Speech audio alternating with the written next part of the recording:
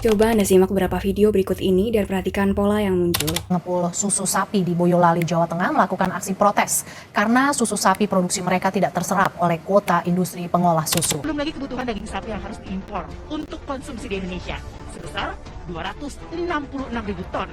Tapi untuk garam saja kita masih impor. Lalu kemudian juga delay gitu ya. Presiden Joko Widodo mengakui Indonesia kesulitan menyetop impor beras pada negara lain. Apakah ini terjadi di sektor pangan saja? Ternyata tidak. Yaitu pemerintah mengatakan kalau mobil-mobil listrik yang dibuat oleh Ricky Elson tidak lulus uji emisi. Nyampe nggak pikiran kalian? Mobil listrik nggak lulus uji emisi. Sementara Kopaja, mobil bekas dicat ulang, itu yang asapnya sampai ngebul, itu justru lulus emisi di negara kita. Jangan kemana-mana, karena akan kami sajikan pembahasannya dalam video kali ini.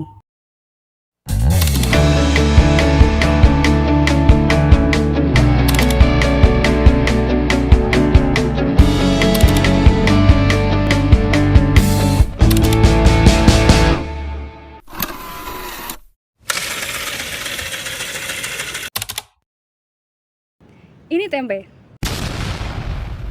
Tempe adalah salah satu makanan tradisional khas Indonesia yang telah menjadi bagian penting dari budaya kuliner Nusantara. Namun, sekitar 80% pasokan kedelai di Indonesia, bahan utama pembuatan tempe, masih bergantung pada impor dari luar negeri. Seperti yang ditampilkan di awal video, kita masih cenderung mengutamakan barang impor, tidak hanya pada bahan pangan, tapi juga sektor lain seperti teknologi dan fashion.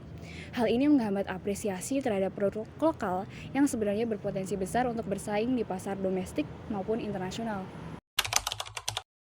Salah satu alasan utama tingginya impor adalah kurangnya dukungan pemerintah terhadap pengembangan produk lokal, serta minimnya edukasi masyarakat tentang pentingnya mendukung produk dalam negeri. Data menunjukkan impor Indonesia selama Januari sampai Oktober 2024 mencapai 192,81 miliar US dollar, dengan 72,95% diantaranya berupa bahan baku penolong, seperti kedelai untuk pembuatan tempe, barang industri, dan mesin. Ketergantungan ini mencerminkan lemahnya kemandirian terindustri kita terhadap bahan baku dan alat-alat dari luar negeri. Tidak hanya itu, sektor barang konsumsi dan barang modal juga menyumbang masing-masing 9,53% dan 17,52% dari total impor.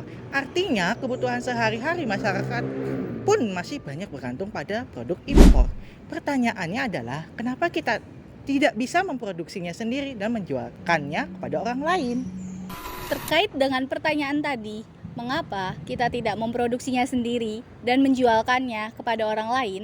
Karena minat masyarakat Indonesia terhadap barang lokal itu rendah. Kok bisa?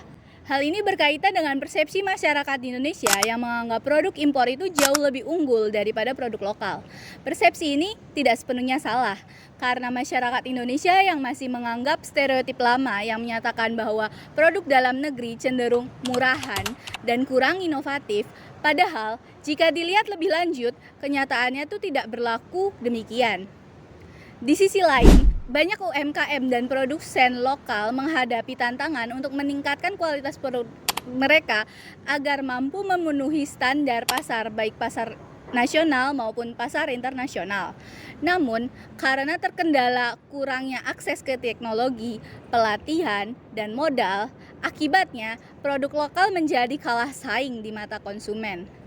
Sekarang saya akan menampilkan dua foto produk di mana kalian harus menebak yang mana yang produk impor dan yang mana produk lokal dalam waktu 5 detik.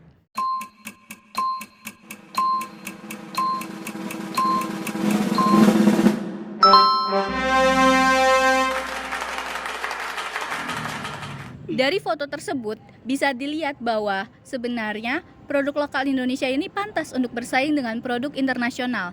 Oleh karena itu, seharusnya stereotip lama mengenai persepsi produk lokal sudah mulai dihilangkan, karena produk lokal sudah berkembang jauh lebih baik hingga bisa bersaing di pasar internasional.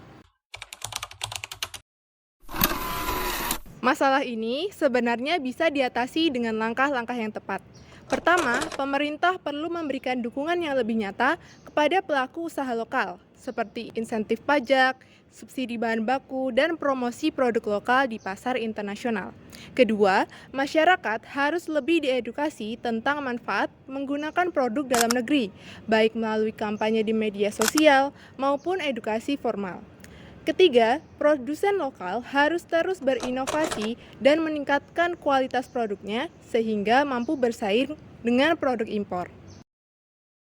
Nah, dari pembahasan kita tadi, dapat disimpulkan bahwa kita, terutama sebagai generasi muda, punya peran besar dalam mendukung produk lokal.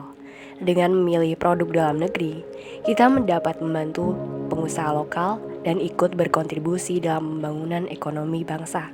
Mulailah dari langkah kecil, seperti membeli makanan tradisional, pakaian lokal, atau produk teknologi Indonesia.